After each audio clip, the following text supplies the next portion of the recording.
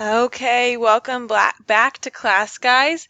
Thank you for coming again and watching day 2 of these recordings. I really appreciate it.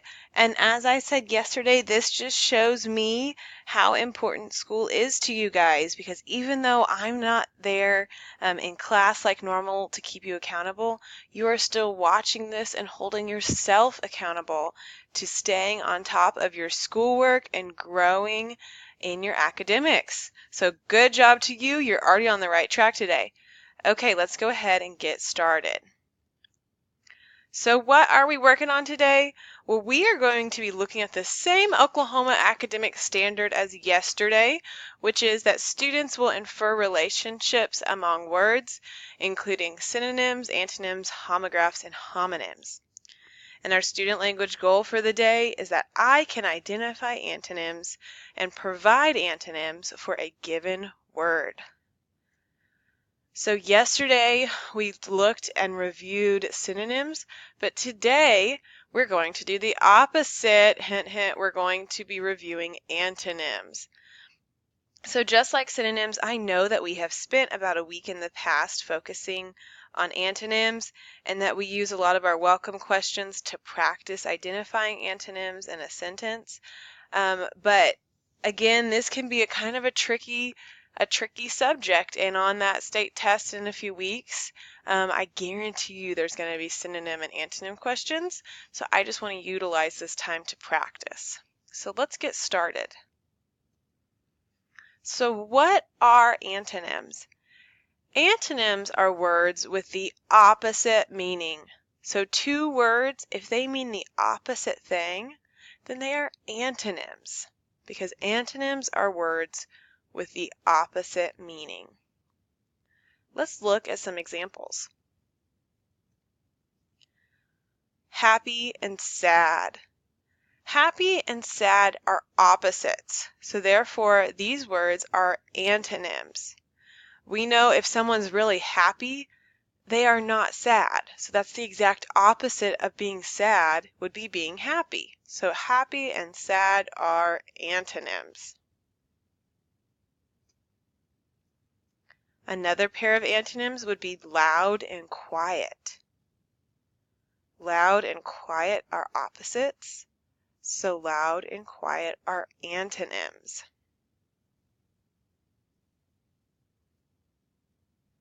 Hot and cold. Hot and cold are opposites, so hot and cold are antonyms. You know, if you are really hot outside in the middle of the summer, think about how it feels in June or July, you are definitely not cold. So since you are hot, you are not cold, meaning that hot is the opposite of cold. So hot and cold are antonyms. Another pair of antonyms would be mad and glad. Mad and glad are opposites, so mad and glad are antonyms.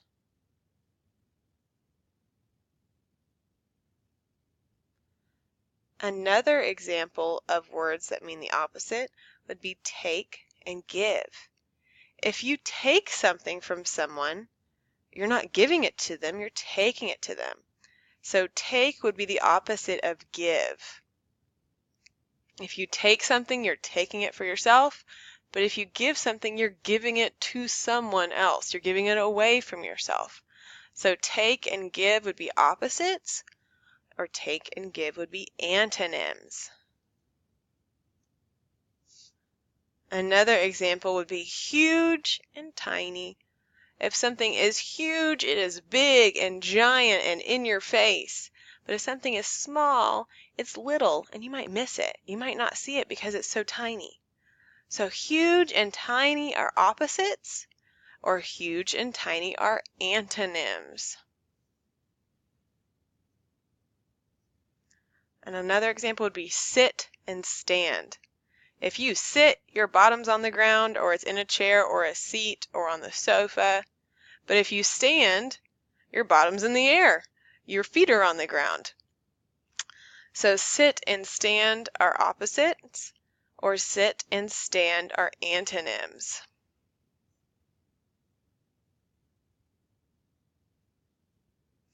So in review, antonyms are words with the opposite meaning. They are two words that mean different things, the opposite of each other. Okay, so we've looked at several examples, but now I want us to practice.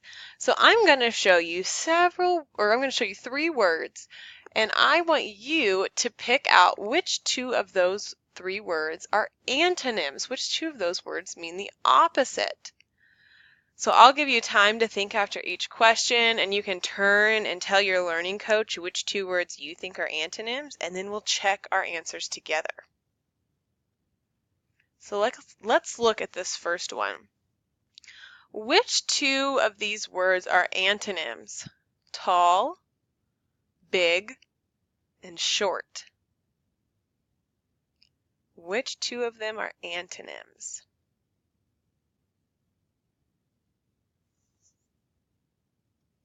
Okay, if you said tall and short, you would be correct. Good job, guys.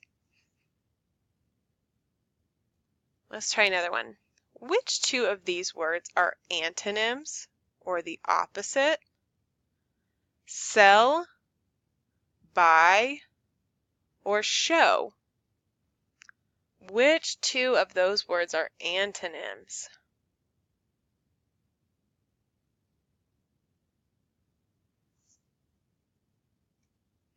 Sell and buy would be our antonyms. They mean the opposite.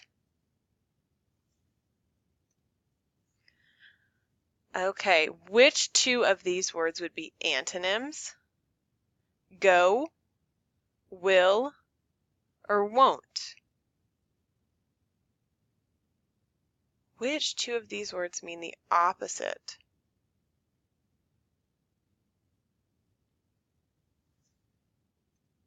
Okay, so if you said will and won't, then you are correct. Will and won't are opposites, so will and won't are antonyms. If you got that one correct, give yourself a big pat on the back. Okay, which two of these words are antonyms? Over, ground, under. Which two of these words mean the opposites?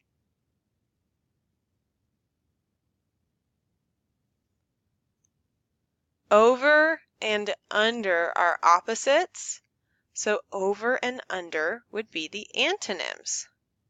Again, if you got that one right, give yourself a big round of applause. Way to go. Okay, so we have had a mini lesson and done some practice together, but now I want you to show me what you know all on your own. So I'm going to walk us through the steps to get onto IXL and onto the correct lesson. So if you need to pause this recording while I'm going through these steps so that you can make sure you're on the right track, that's just fine. Okay, so the first thing you're going to do is you are going to go log on to IXL and you are going to select the Language Arts tab. After you've selected the Language Arts tab, I want you to go to the left-hand side and select tab D. So you're going to click on tab D, D as in dog.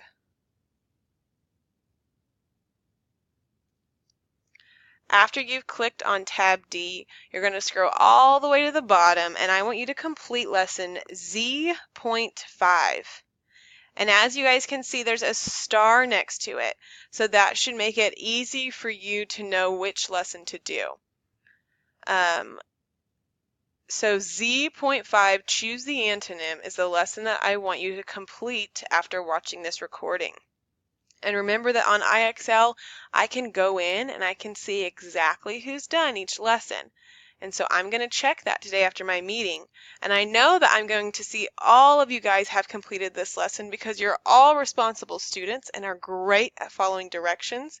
And I can't wait to see how well you do on this. I know you guys are all rock stars and you're going to try your best, and that's all that matters. So as soon as you're done with this recording, go ahead and work on this lesson.